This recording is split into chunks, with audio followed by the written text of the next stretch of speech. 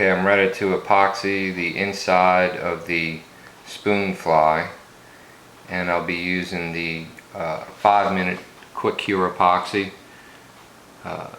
Whatever your favorite brand is. I like this BSI. I'll be mixing it on a coated paper plate, and I like using these toothpicks that have they're round, square in the center and round to the tips. They're stronger than those little flat cocktail toothpicks. And then I'll use a cup of rubbing alcohol to clean my fingers off while I'm smashing the Mylar to shape. I'll dry my fingers off with the bar towel. It's a non-terry cloth type. Terry cloth, you'd have little fibers sticking out to you. Be a mess. Okay, here's the Mylar blank. You want to set the Mylar up before you start epoxying it, so you want to make sure it's centered, it's straight across the hook shank. You want to put the hook in the vise on an angle so it'll be easy to put the epoxy in like this, and push this tie-in point further down into the hook bend. You might have to grab it with your nails and just kind of slide it down like that. Then you want to pre-shape your Mylar and flatten it at the back. So you kind of pull it apart, try and keep it centered around the hook shank. You just pull it back and flatten it like that. And you want to cut this excess Mylar off the front. So when you shape it, you're going to be pushing it back like that to get a nice wide shape to your spoon. Look and see where the eye of your hook is, and cut it off at the front of the eye like that.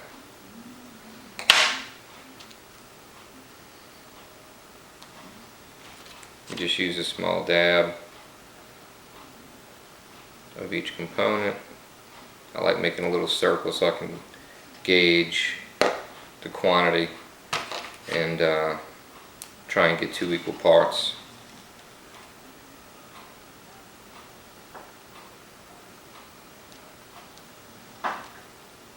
That's close. You want to test the strength of your toothpick by just kind of bending it a little bit. If it breaks, you don't want to use that one. It's not a lot of pressure, just a little bend in it. If it holds up, go ahead and use it to mix your epoxy. Get it thoroughly mixed. You don't want to have any streaks in it.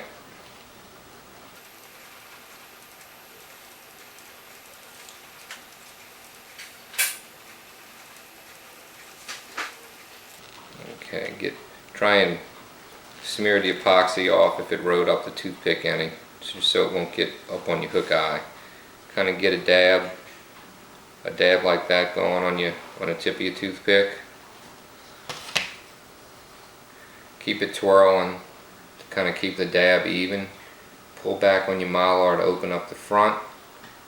Stick it as far back as you can, and hold your finger up against the Mylar and twist the toothpick to rub the epoxy off on the inside, off your toothpick like that. Depending on the size of the dab here, because it will vary, I'll place between 3 and 5 dabs.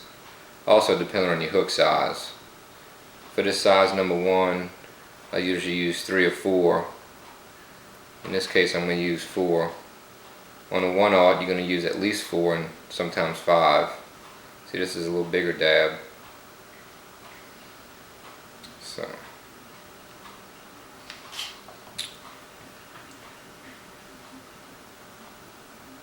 rearrange your hook so where it's straight so the epoxy doesn't drip out. Pinch your thread between your index finger and your thumb, and with your middle finger and the hanging over part of your thumb, grab the front of the mylar and start your thread at the hook eye and take it back to the front of your lead, about 8 wraps. Pull some thread out and put a half hitch right there at the front. Let go of your mylar and trim your tag end off. Twist your thread tight. Come back up to where you have about 2 inches hanging down and hold it out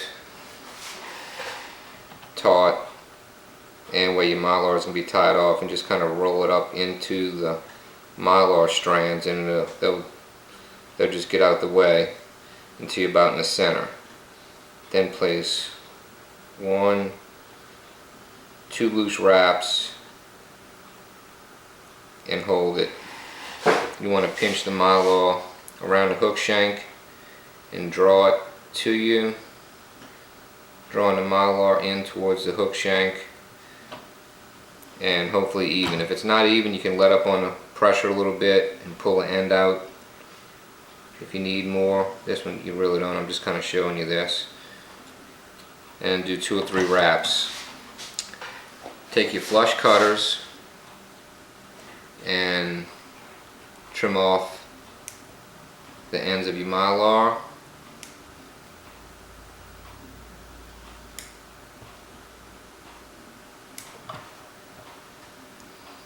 To, you know, right at the thread wraps.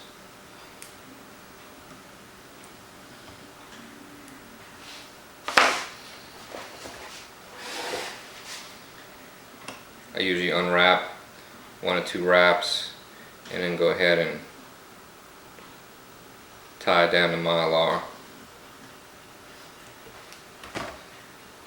You want enough of a head so you can tie off your weed guard later.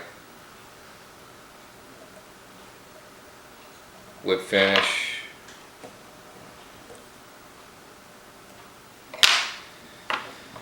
Turn your spoon over, and you may have to turn your vise to where it comes towards you a little bit and just kind of flatten it out and kind of squish the epoxy around the inside of the tube. And you want to get it in the back and then squish it up towards the front, especially the front, because you would deposit most of the epoxy in the back. And you squeeze it flat like that and give it a basic shape, like so. And then dip your fingers in the alcohol and rub them around and get the sticky epoxy off your fingers. Of course the cup would be sitting on a table if I wasn't doing this video. I'm just pulling it up here to show you what I'm doing off screen. Dry the alcohol off. The epoxy should be drying, getting tackier, and just stick it together. And you want to have some little upward pulls to kind of curve it and start to shape it.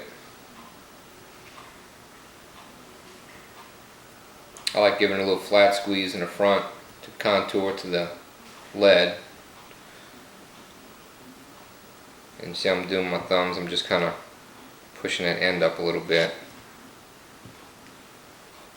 And in the back you want the index fingers and your thumbs to kind of give it a little cup shape, a little curved shape up like that.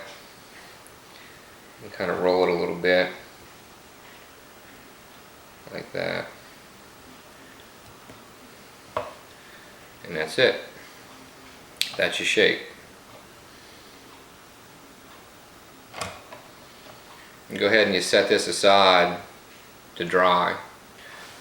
In squeezing the epoxy out, a lot of times you have some residual epoxy ooze out of the weave, which is good. It means you have sufficient epoxy on the inside to, you know, not only stick it together, but it gives it some structural integrity as well.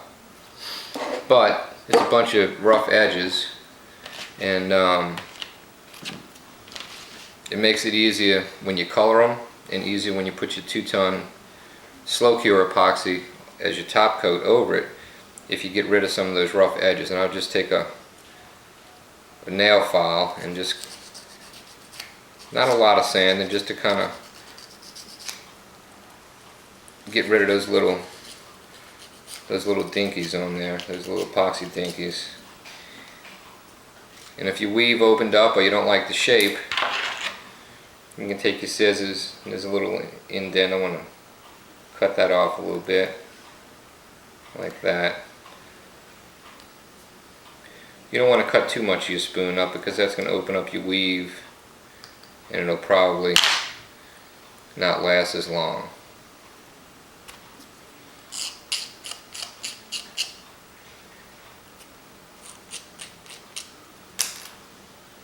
There you go.